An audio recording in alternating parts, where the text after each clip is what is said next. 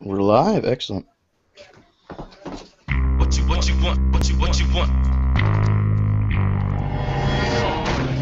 You're listening to The War Report, a wrestling and relationships podcast with your host, Vince Barry.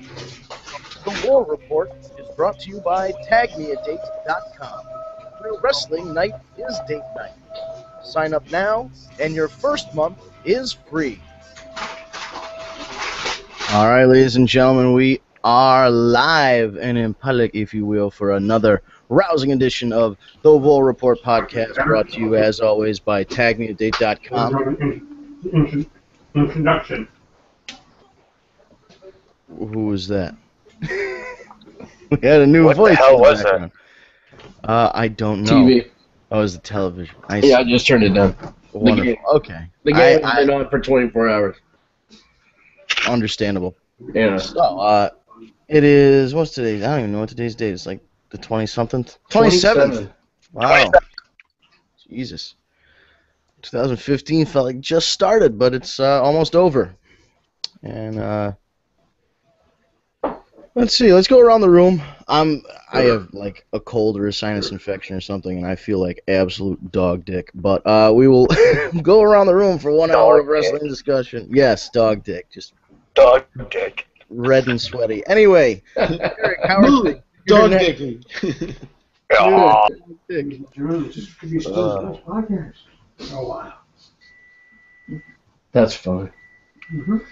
So, Eric, go ahead. Kick it off. Yeah, how's it going, Eric? All right, it's going pretty good. We've got what I think was a pretty enjoyable pay-per-view. I thought Hell in a Cell was pretty good, better than the last few, but that's going to be something to discuss. But otherwise, I'm doing pretty good. Excellent, excellent. How about you, Stu? Looks like you've got your stuff set up now. We're back to the status quo. yeah, I'm doing good. Just been working a lot. Excellent. Finally got a working headgear going on. Yeah, it seems everything is up and running on your end, which is a minor miracle. So we're glad to have you back. Yeah, it's about damn time. You ain't fucking kidding.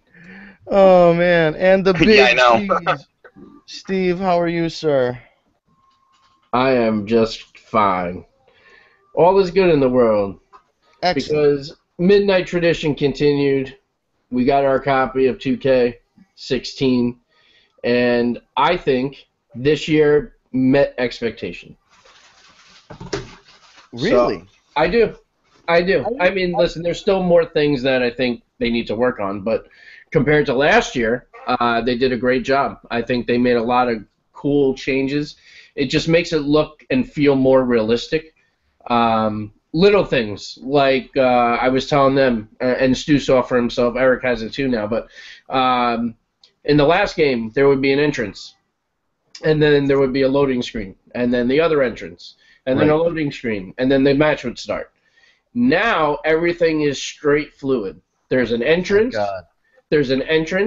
and then they show the announce table, and you hear fans yelling behind JBL and Cole, and then it goes right into the other entrance, and then you see the two of them taunting each other, which would be the next loading screen, and then goes right into the match. The crowd sounds better. They pop.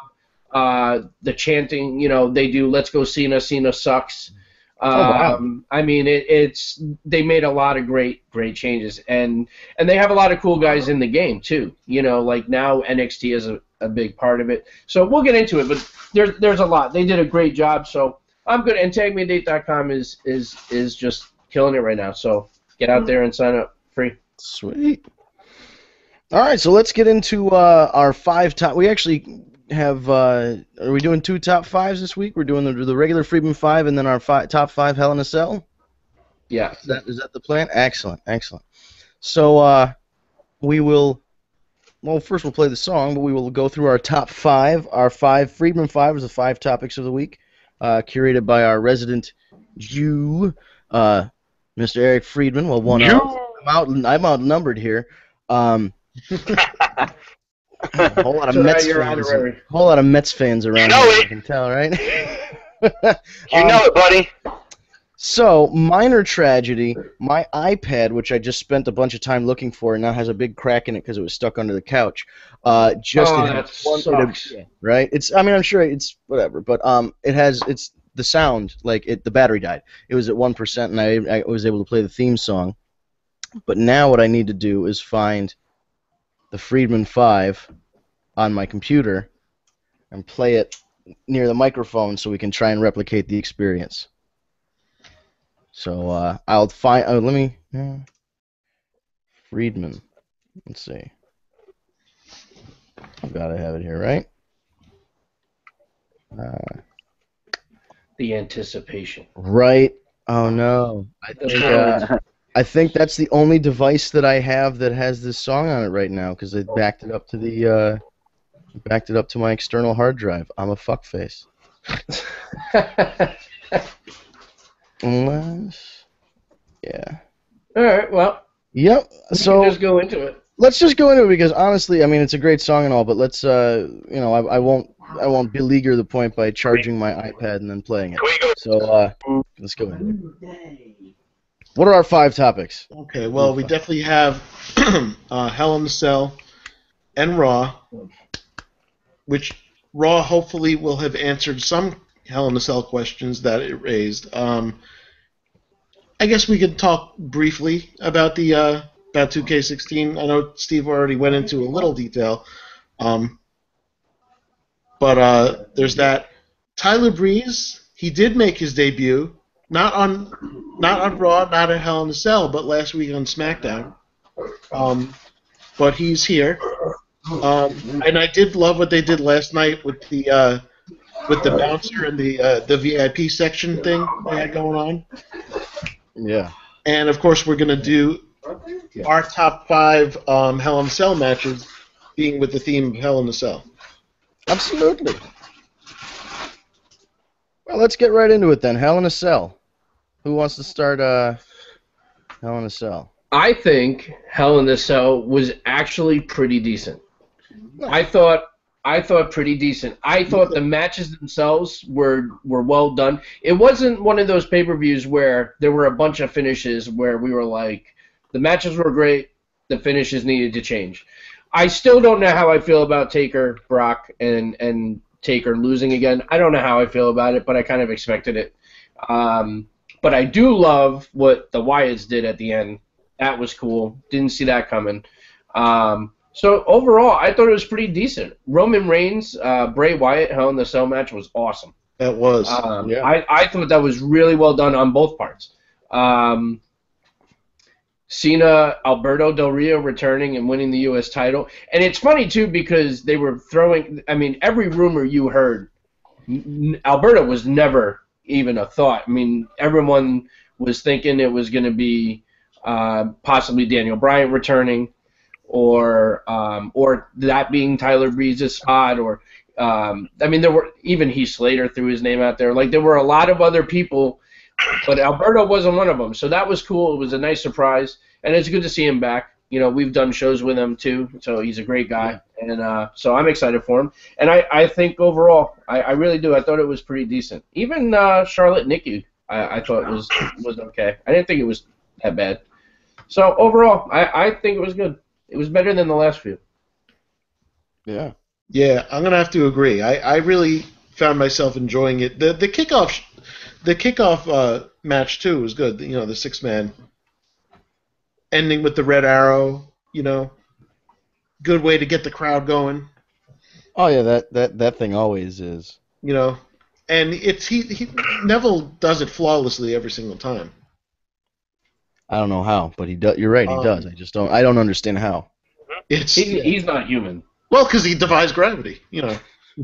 But he really does. Like, that's the thing. Like, his body moves in ways that is just shouldn't happen, and he gets up. I mean, he's awesome.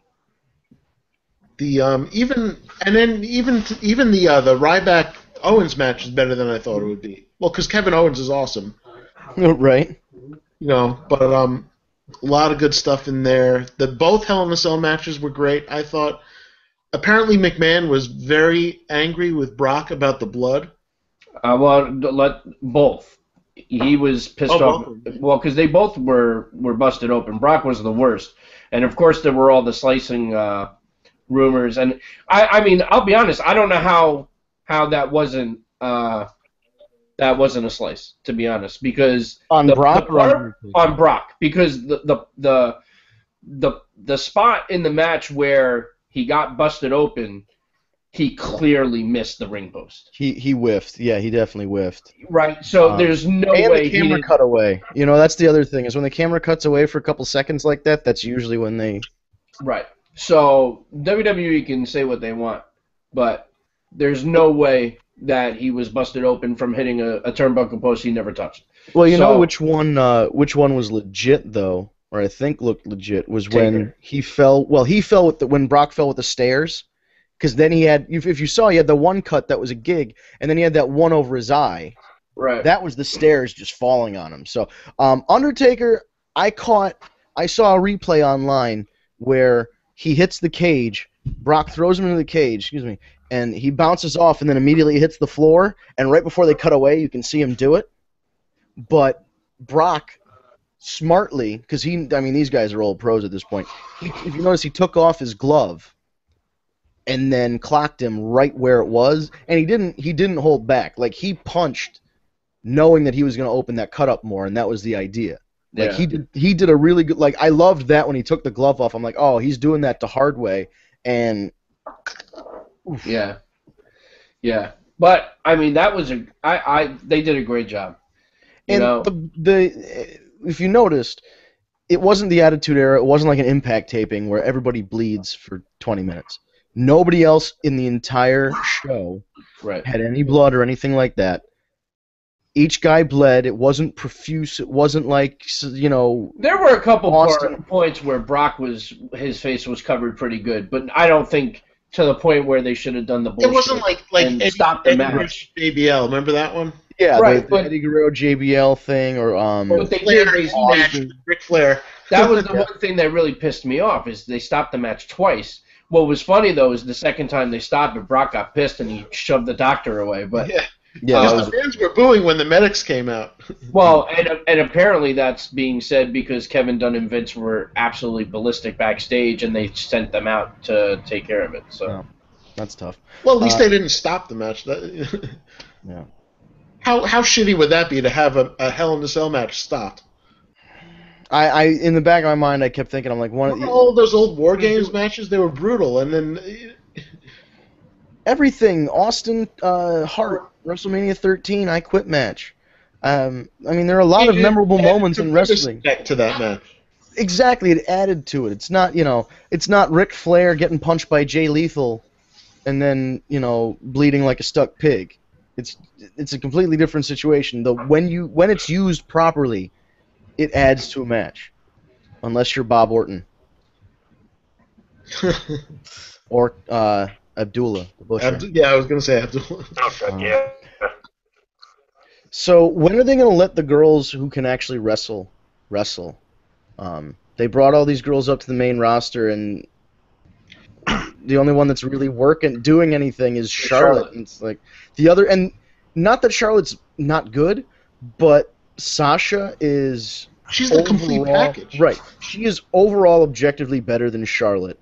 Charlotte has the pedigree of being big, tall, blonde, white, ding, ding, ding, and Ric Flair's daughter. So when Vince McMahon sees a big, tall, blonde, white, in shape, basically female Brock Lesnar, he's going with her. Yeah, but Sasha's going to get her time. They're going to turn her face. That's going to happen soon. And she's going to explode even more, and they're going to have no choice but to give her the spot. Yeah, because they're acknowledging the "We Want Sasha" chants now. Well, yeah. That girl can do no wrong. In the fans' eyes, no matter what she does, she still gets cheered. She is so over it, and she deserves it. She's awesome. So she's going to get her day in the sun. But you're right. For the reasons you stated, that's why Charlotte is where she is now. And that's not to take anything away from Charlotte, because she happens to be one of the better wrestlers, in the Divas division. Oh, yeah, by a country mile. I think that all these girls are doing a good job, and it's not like Nikki. Nikki's doing a passable job. She can do this is about as well as she can do. She's topped out. Nikki, I have to say though, and we're always very tough on her, but I will say she did a pretty decent job at Hell in the Cell. Right, and it wasn't a 10-minute match either. I mean, they went for a good 20-25 minutes. Maybe not that long, but I would say 15 to 20. A lot of those matches went long, except for the title matches. Yeah.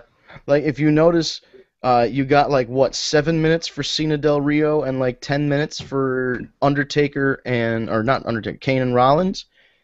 And then, if you notice, one other thing that bothered me, the Intercontinental Championship match went on after the World Championship match. Yeah, what was that about? I didn't understand that booking decision at all. Fucking stupid is what it is. It made no sense. No, absolutely no sense. No sense. Absolutely not. Yeah. The Dudleys New Day match was. I would have liked to see the Dudleys take it, but I think everyone, they're gonna wait for TLC. Yeah. Oh, they have to. Yeah. At this point, I know. It's everyone keeps saying a table match. I say fuck that. It needs to be a TLC match. I mean, overall, they're the innovators, along with Edge, Christian, and the Hardys in the TLC. They have to save the TLC match for Roman and Seth, though. Well, listen, and not for nothing, but if the rumors are true, we're gonna have another big return next year, and we might be able to relive at least two of those teams, minus Edge and Christian, in a TLC. Because there are some strong rumors that the Hardys are going to be coming back next year. Yeah. I mean, I wonder, at this point, how Jeff, with his recently broken leg and all this other injuries, how active and willing they are to do the same kind of stuff they did back in the day. And I hope they don't. I honestly hope they don't. But it would be good if they came back in some capacity and helped. I don't think they'd even have to go as hard as they did previously. Oh, no. They just, for nostalgic reasons alone, it'll be a win. Because But Jeff is the kind of guy who'd be like, well, I don't have to. Anyway. Right. Yeah. Roman Reigns was good on Sunday. He was. I don't know where that came from. He pulled it out. Like him and Bray Wyatt had one of the matches of the night, if not the match of the night. That match, in my eyes, is in contendership for the year right now. That match was so well done. And both of them, I mean, Bray Wyatt is gold. And yeah. I just can't understand why he's just never wins. But, I guess he's also the kind of guy he doesn't really necessarily have to win. Like, at the end of the day, he gave Roman a run for his money. And Roman did, as you said, a great job. I was very impressed. It was really, really well done. Yeah. I agree. You know what? I think it's Roman's time. I think the time is now. He's got to beat Rollins. I'm tired of the whole Seth Rollins title reign. And yeah, but it also seems like they're setting up Dean Ambrose heel turn. It does look like that. I wish they would save it for a little bit, because I mean, my dream would be to have like the Shield triple threat for the title at WrestleMania. Yeah. Oh, absolutely. Like have Roman get the belt here, or at TLC, whatever. Ambrose wins the Rumble, and then somehow get Rollins, not turn face yet, somehow get him to like weasel his way into the match, and there you go. I mean, it does look like it's going to happen, and it, but on the other hand, I also could see Roman finally beating Rollins for the title, and then that's when Sheamus comes in and takes it. And then there it is again. Roman had it. He was right there, and it got taken from him. And just keep that going. At this point, they can drag that out till WrestleMania, have him have his big win at WrestleMania. Right, but do people really want to see Sheamus versus Roman at WrestleMania? No. Well, no. No. But it's Not definitely at all. something that WWE would do. Maybe they feed Sheamus's Money in the Bank cash in to Roman Reigns, and he fails at it, and Roman Reigns beats him. I would love it. I would love it if he fails. I would honestly, yeah. Any way that prevents Sheamus from being, and I like Sheamus, I'm a fan, but no, dude. He just wasn't the right decision for the Money in the Bank winner. No, I agree. Dean Ambrose was the right name for that. See, ideally, I would have had Reigns get the title somewhere this year. Rollins ends up winning the Rumble himself, and then Ambrose cashes in his Money in the Bank, and that's how you get your match. That wouldn't be bad. And then, Ambrose could always turn afterwards or whatever. There's always room for another betrayal, Going back to the Divas, though, I wish they would use Becky Lynch. Yeah. Mm-hmm. They finally brought Natalya back. Kind of cool. Did you see Naomi's been posting some angry shit on Twitter? Yeah, I wanted to ask about that because I don't follow her on Twitter. But have you seen? I heard about it, but I didn't hear the details of what they said. Retweeting fans' disapproval of how they're using her. Yeah, that's all. And she's agreeing. Right, and she's not she's not opposing it, and she's also like they're not necessarily PG or family friendly. Given she's not. Obviously she's not as good as someone like Sasha, clearly, but she's not bad though. She's better than Tamina, Yeah, she's not bad. To me, her heel character doesn't suit her. It just doesn't, especially when she does the booty shake and stuff. That's a face move. That's not a heel move. Right. It doesn't make any sense. I think she's cheesier as a heel. With that kind of stuff. But but she is athletic, and I think. I do like that ass, but no, but they should, they got a point. I think everyone should be used. Yeah.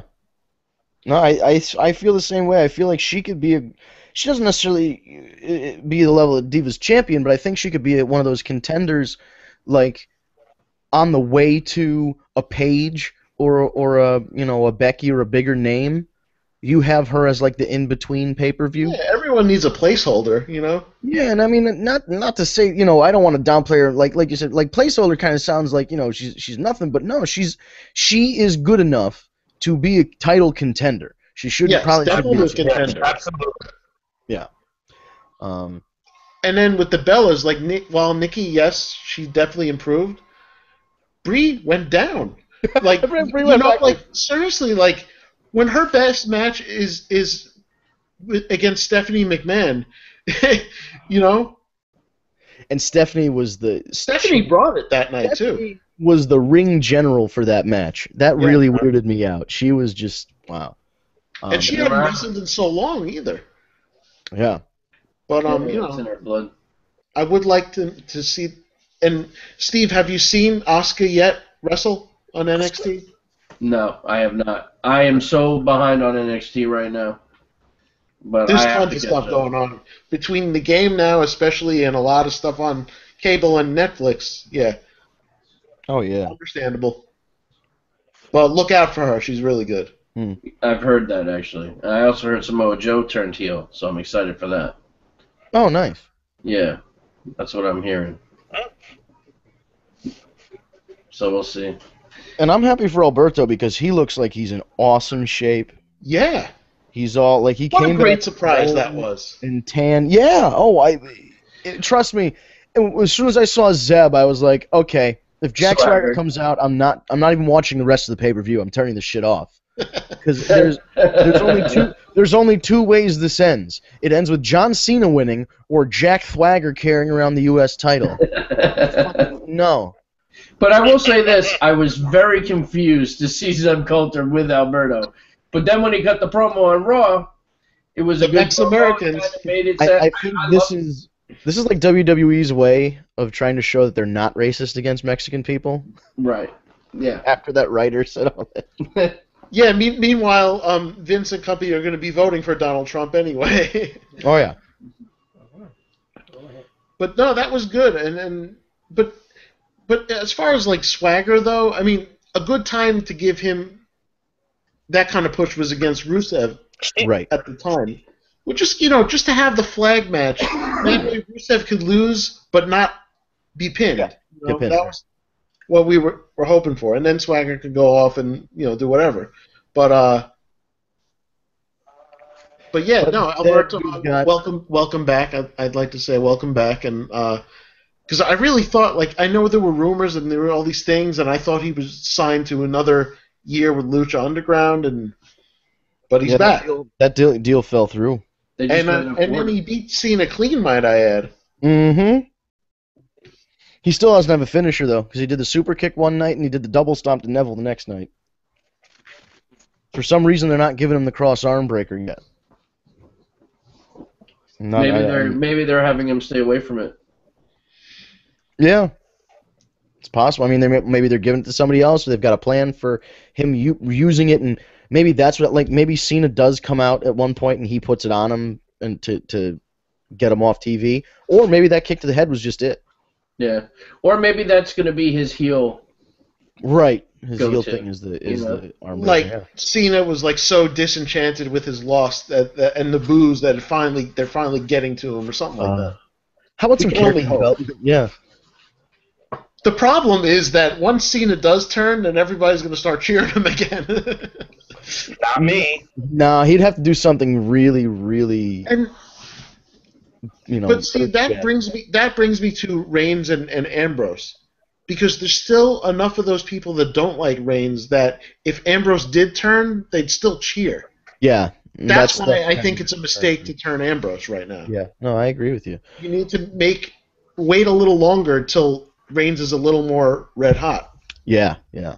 I really didn't like, and I guess this is indicative of just this whole title reign. I don't like Seth Rollins. I just don't like it.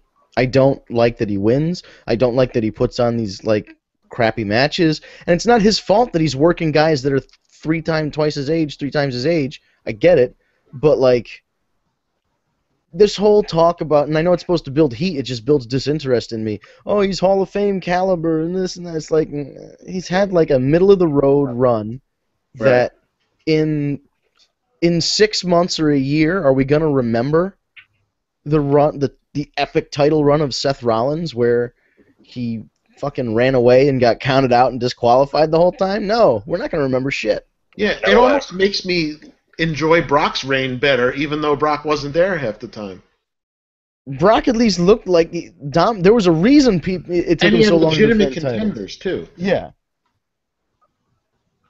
Oh, no, and that's the thing. He was against legit contenders. He didn't go against Sting. Oh, I wonder what's going to happen. He went against Cena like twice, and he went in a triple threat with those guys. I think Reigns is really the first full, big, real contender. Yeah. Yeah. Since WrestleMania, you're right. Well, I mean, Ambrose was in there, but Ambrose unfortunately had no chance of winning. Which is bullshit. All of those matches just made me so sad. The exploding television one, the one where he pinned him, but then it was a dusty finish and the other ref came out, and then the one where him and Ambrose played fucking football fumble with the title from the ladder, and the one who ended up with possession with it at the end, 2 feet down or whatever the fuck the rule was. All those finishes were so screwy. It was as if WWE was saying, yes, we know that Seth Rollins isn't a dominant champion. We admit it. Just go with it. And it's like, ugh. Yeah, it's annoying. I really, like, the best moment out of Rollins' entire reign was the initial time he won the title. Yeah. That was the best moment. He certainly didn't deserve a fucking trophy or a statue or whatever the fuck it was. Absolutely not. Christ. No, but that was funny though. It didn't even really look like him either. It was a horrible trophy. I mean, I'm sure they only had like a week or something to build it, so. But let's get to this whole Wyatt family thing. Oh yeah. Well, so it looks like for Survivor Series, we're going to have our traditional Survivor Series match, and it's going to be the Wyatt family against the Return of the Brothers of Destruction. The other person I'm hearing rumored is Sting, and I have not heard a fourth rumor yet. I don't know. What would be kind of cool is if Brock came back and teamed with them to show respect to Taker. See, I thought Brock was going to come back after, and I thought somebody was going to come out and help Taker at Hell in a Cell. Yeah, I did too. Yeah, that would somebody. I mean, there's an entire locker room back there, and I know everybody's tired because they just had a match. But you see 4 dudes come out and kidnap the biggest superstar, one of the biggest superstars on the roster, and you don't do anything. Unless JBL and Ron Simmons come out of retirement to be the Acolytes one more time. Or Naked Midian.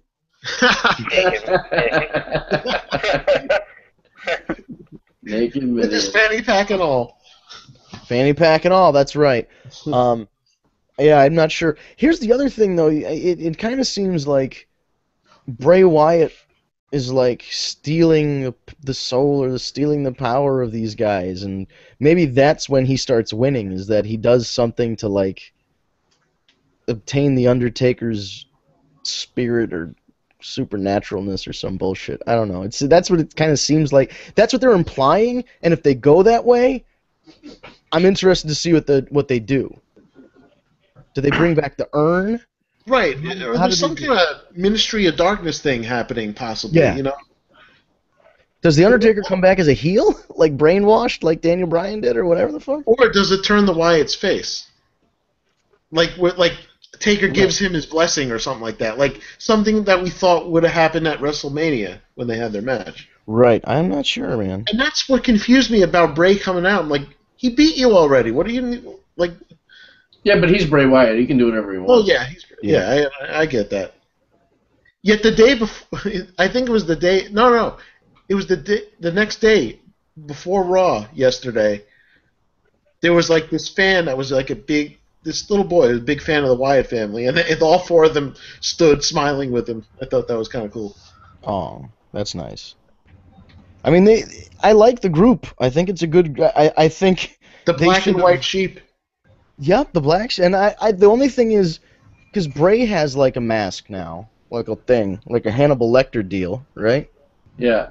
I saw it on like Instagram or something. He has like this thing with, it looks like kind of like a Hannibal Lecter, kind of like a Mankind, but it has like big teeth behind the leather. It's pretty interesting. And then I'm thinking, the only one that doesn't have a mask is Luke Harper. He's got those crazy eyes. He doesn't need. Right? Yeah, he's got the crazy eyes and the I'll tell you what, it's much better than those stupid masks that what was it? The group in TNA recently with MVP and all them. Oh, the Beatdown. Yeah, the Beatdown. And they have these ridiculous looking masks. Come on. What kind of masks do they? I mean, I'm sorry, I haven't. They're off my cable at this point. I don't know. They were just stupid looking fake monster masks or whatever. Oh, okay, yeah. Like I remember. Yeah, it was supposed to be that. Sounded like a drive-through fucking. Did anyone catch that? Yeah. Oh my god. Would you like fries with that? Well, I remember one time Eddie Kingston and Homicide returned to Ring of Honor at a show, and they were wearing these fucking creepy clown masks. And that's what it, when you said that about TNA, that's what it reminded me of. They just wore these overblown, creepy clown masks. What about the Shield when they came down to fight at Mania 29 against Orton, Sheamus, and Big Show, and they had those face masks with the skulls on them or whatever. That was badass, I thought.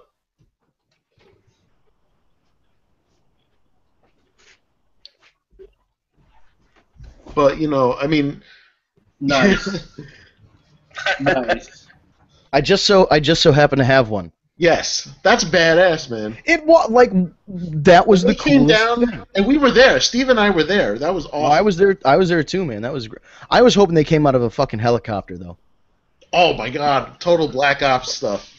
Well, did you guys see at WrestleMania 29? And this is not going to interest anybody that wasn't there. But did you see at WrestleMania 29 when the helicopter that was circling, like there was a security helicopter that was circling the stadium, and then there was a plane flying into like JFK or Logan or somebody, and the plane and the helicopter almost hit each other? No. Oh, dude! I mean, we were all looking up at this point. It must have been near my section. Like, there was a security helicopter, which we found out was like legit. Like, they had a plane patrolling in case like a terrorist attack or some bullshit happened. Because it happened. It was at the big stadium, MetLife Stadium. There was a plane flying over because that's one of the routes for the airplanes, and this guy's doing his circle, and this guy cuts in. The plane cuts in a straight line, so they get to like here, and they're just a little like I'm sure it was like hundreds, if not thousands, of feet that they missed by, but from where we were sitting, it looked like they missed by like inches. So like imagine that up in the air, you just think like they missed by like that much. Holy crap. Yeah, it was an interesting couple minutes it was like during the middle of, I don't even remember what match it was, but it was just right in the middle of the show. But yeah, if they came down in a helicopter for that WrestleMania, I would have shit myself. Yeah, seriously. Those are the guys that could do the Sting entrance again, or do the Owen. Nobody goes from the rafters anymore. The Shield would have been the guys to come from the rafters, I think. Well, yeah, that would have made perfect sense, but like a tactical kind of, yeah, exactly. Yeah, or zip line down like Shawn Michaels did. Yes. What else do we have here? I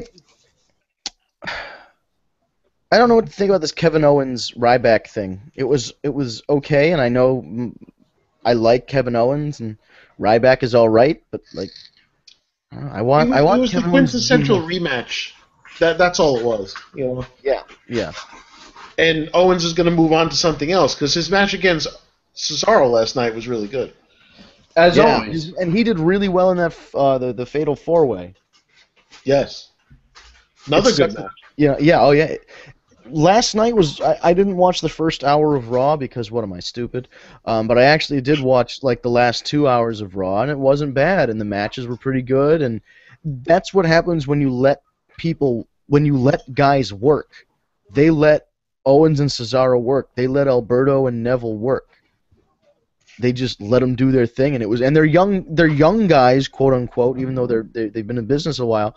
But you have to build these young guys, and they're really not going to do that wrestling Sting or Kane or any of these other old timers. The young guys need to have their time to shine on TV, and this was like Monday night. I felt was like a big Sunday into Monday night was a big, reset for the WWE almost. And now this is they talked about the youth movement and how like Seth Rollins is the head of that, which is bullshit because we know it's not true.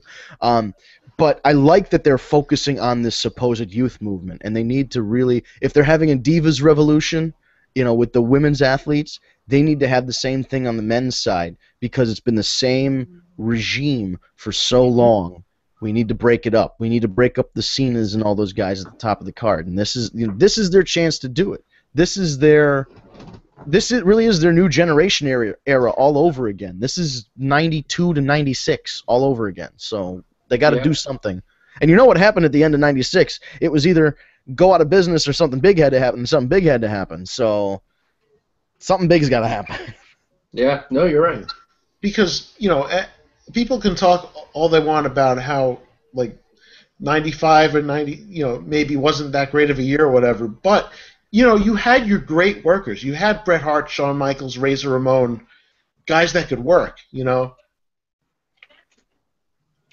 Bulldog, Owen, Yoko, guys like that, And yeah, it was just a downtime because they had these goofy other characters. Like they didn't have the roster that they had nowadays. And they didn't put all the best against Diesel really that year.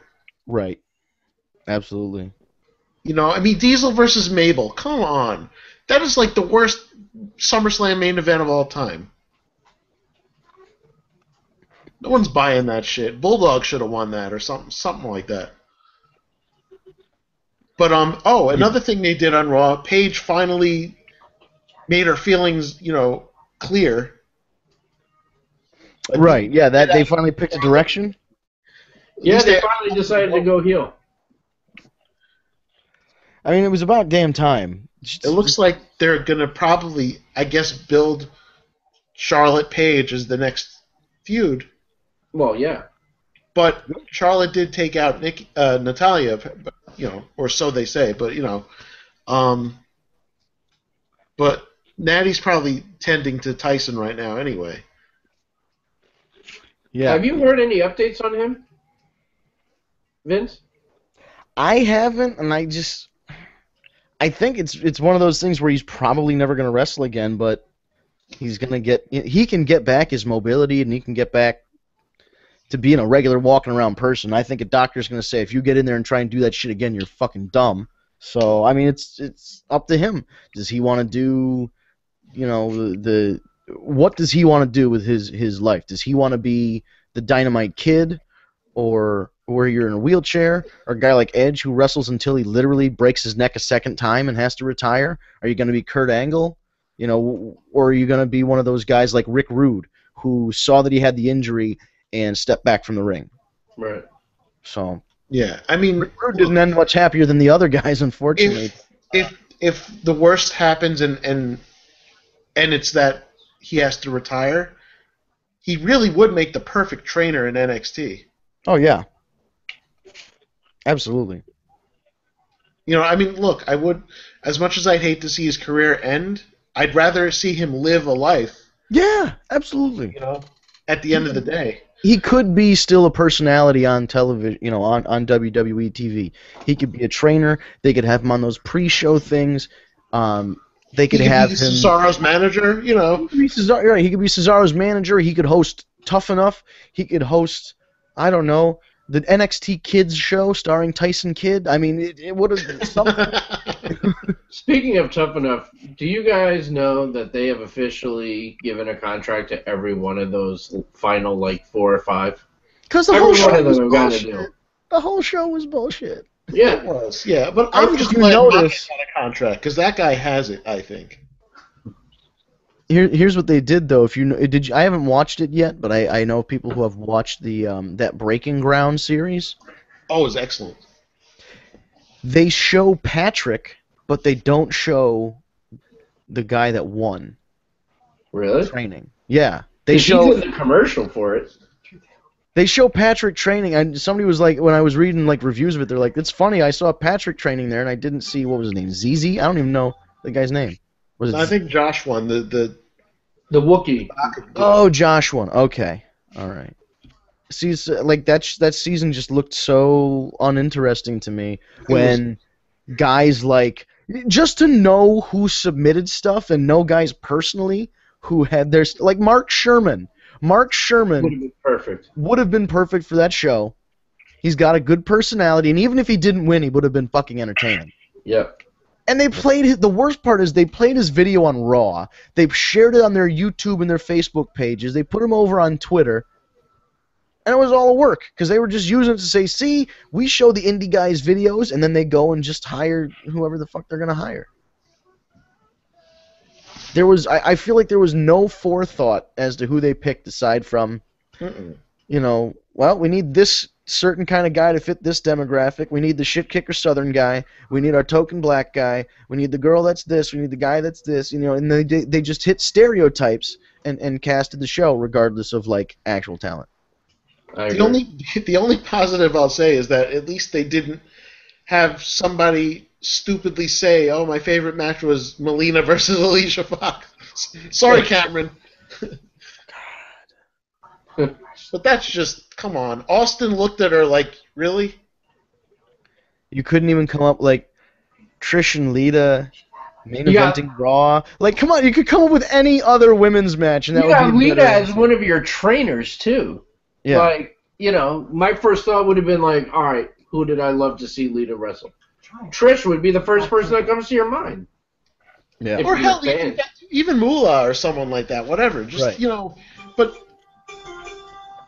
I don't know. Cameron's one of those Eva Marie types where I don't think that she's got it. Well, it's Cameron and Naomi. Those are the two? Cameron and Naomi were the two that... But Naomi had her thing with the NXT. Yeah. Well, and when NXT used to be a game show. They're trying to forget that shit ever happened. Oh my god. What did half that shit have to do with wrestling? You know? I went to a SmackDown taping around that time, and they were doing those challenges. It was just it added an extra hour to the taping, and it was just the worst. What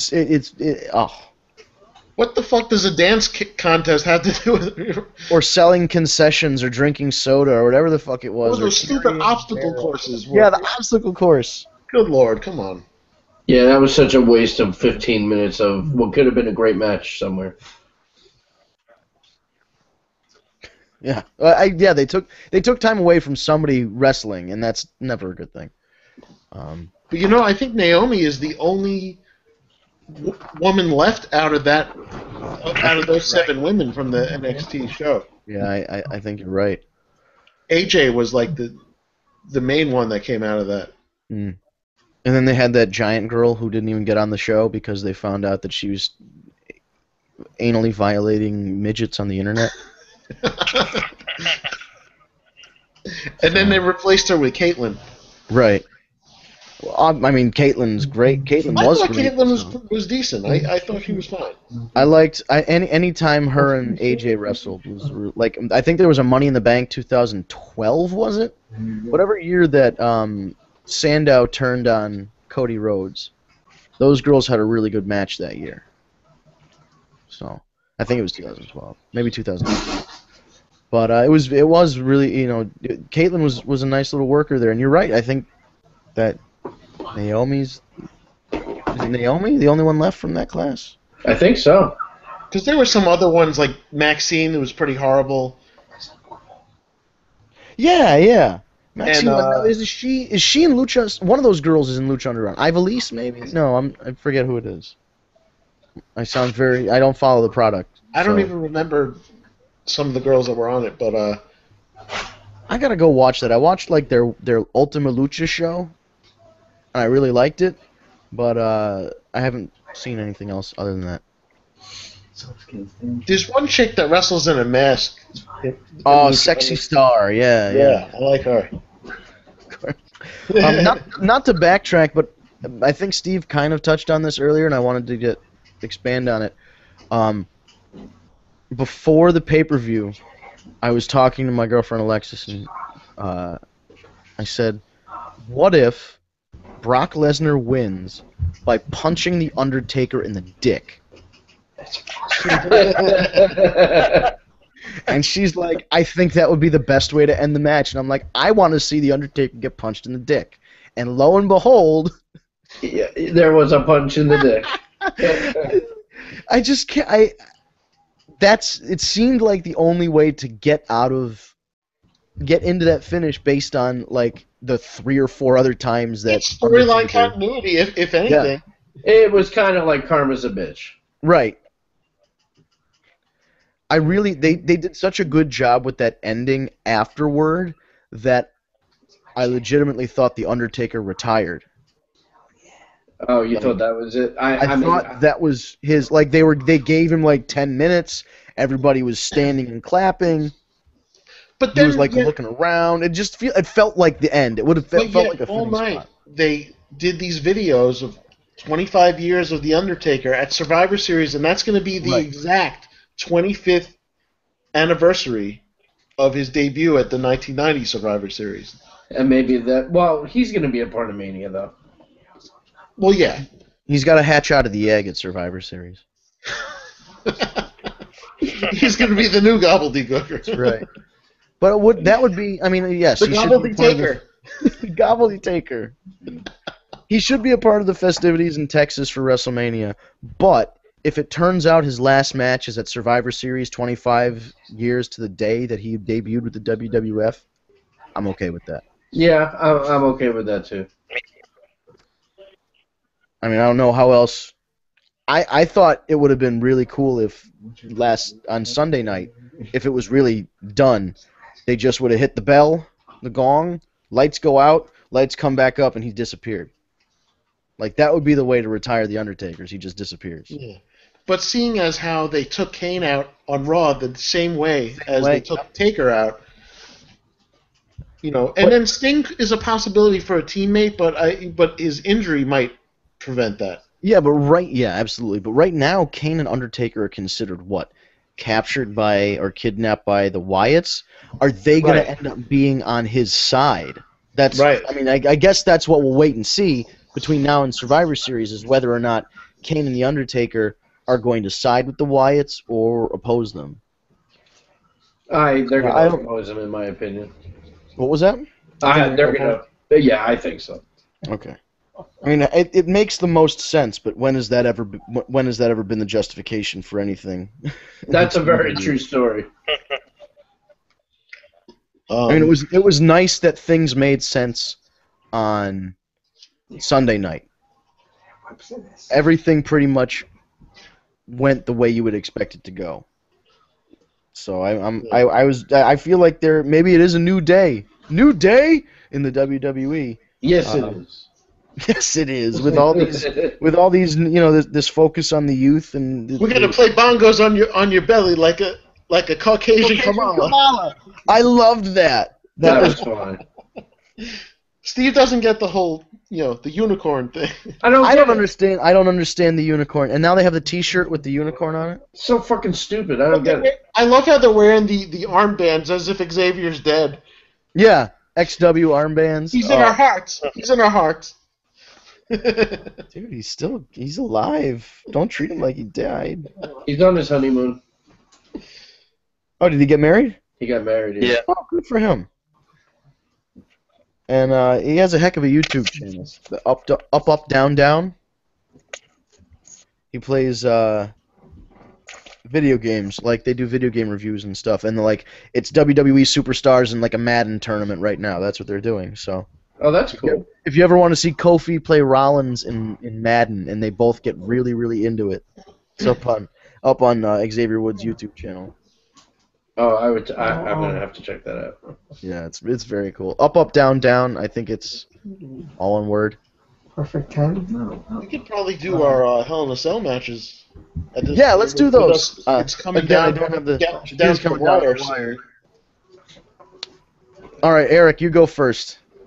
All right, and these are in no particular order. Okay. But I think Taker Mankind, mainly because of what Mankind did or what happened to him throughout. Not the match itself wasn't great, but it's definitely memorable. It's definitely up there with all the stuff that went down. Thrown off, thrown through the cell. The tooth through his mouth, up through the nose. I mean, the chair following him down, all that stuff. The one of my favorites was the first one, Taker versus Shawn Michaels, which also had the debut of Kane at the end. I like that one a lot. Another one will be and I have to give a shout out to the Armageddon Hell in a Cell. The first time that 6 men were in the infamous Rikishi falling off the cage onto that truck full of hay or whatever it was. Vince McMahon trying to rip the cage door off or whatever, the side of the cage off. That one was good. The Shawn Michaels Triple H one was really good, and my last one. It's tough to say. You know what? Oh, the first Undertaker Brock Lesnar Hell in a Cell. Yes. Brock was champion in 2002, and he after the match he climbed up to the top and then held his title high. What a great moment, Those are my 5. The Friedman 5. The official Freeman 5. Who wants to go next? I'll go next. I got so my all-time favorite is definitely Undertaker Mick Foley. Again, for the same reasons, just because of the shit that Mick Foley was willing to do. Triple H Mick Foley also, No Way Out, was a really good one. So I got that one. Shawn Michaels Undertaker Bad Blood, I thought was a really good one. Brock Lesnar Undertaker also, that was on my list with Eric. And I actually thought 2005 Vengeance, Triple H Batista was good. Ah, there that you was a go. good one. Nobody mentioned that one. So. Right after WrestleMania, yeah. Right, and you know, I mean, I'm not the biggest Batista fan, but I thought that was a good one. Yeah. Those are my 5. And how about you, Stu? Well, can you hear me? Yes, sir. Good. I've got the one in Miami, Triple H and Taker, the one I went to. That was awesome. Taker, Mankind, Triple H and Cactus Jack, and No Way Out. Taker, Shawn, Bad Blood, and Batista Triple H was just a brutal fight, which was awesome. All right. Yeah. It's funny. Most of these, he's associated with it so much that you figure most of these matches include the Undertaker. Right. Triple H. Yeah, or Triple H. I mean, they're both. Right. At one point, Shawn Michaels was synonymous with Hell in a Cell, but then Triple H and Undertaker kind of took over there. My 5. I think the top one for me is Undertaker Brock 2003. Mick Foley, Triple H, No Way Out is up there. The first one, well, I mean, I guess the first Mankind Undertaker one, King of the Ring '98's on there for the fall alone. I mean, damn, you could have that. That'll be a replay for 100,000 years. JR's commentary alone on that one was, right. I mean, you can hear it. My God, he's broken. God's my witness. He's broken in half. Oh, I love it. The Undertaker Triple H Hell in a Cell, the end of an era one. I agree with Stu. I think that should have been the end of an era, if you're going to call it the end of an era match. Those guys both should have retired. We talked about this last week. And then I think my fifth one is probably this Sunday's Undertaker Brock. I was not expecting, and maybe it's because I had such low expectations. Those two guys, I mean, Undertaker brought it that night. He didn't. It almost makes up for the fact that I had to watch that shitty WrestleMania 30 match live. Because he got concussed like 30 seconds in, and the whole match was the shits. This was like they reset the clock.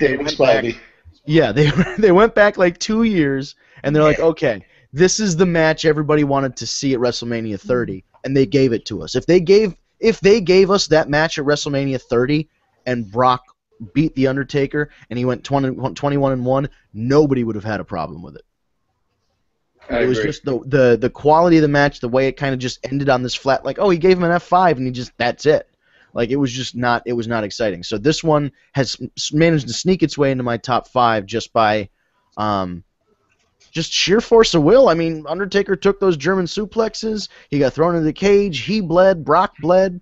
They ripped up the canvas. They threw each other on the wood and shit. I mean, they had stairs and everything and chairs. And hey, what else could you want from a Hell in a Cell match? Yeah, very true. And I'd also like to add Bray's innovations of the weapons in the cell were actually pretty cool. Okay, I'm trying to get a sense here. When he stuck those 2 kendo sticks out. Well, that one I didn't really get. One of them was going to hit you in the head. I think he was trying to bum you with the other one, like up the ass. I think he wanted to throw you in a turnbuckle and then shish kebab. I mean, that's the only way I think that would hurt you.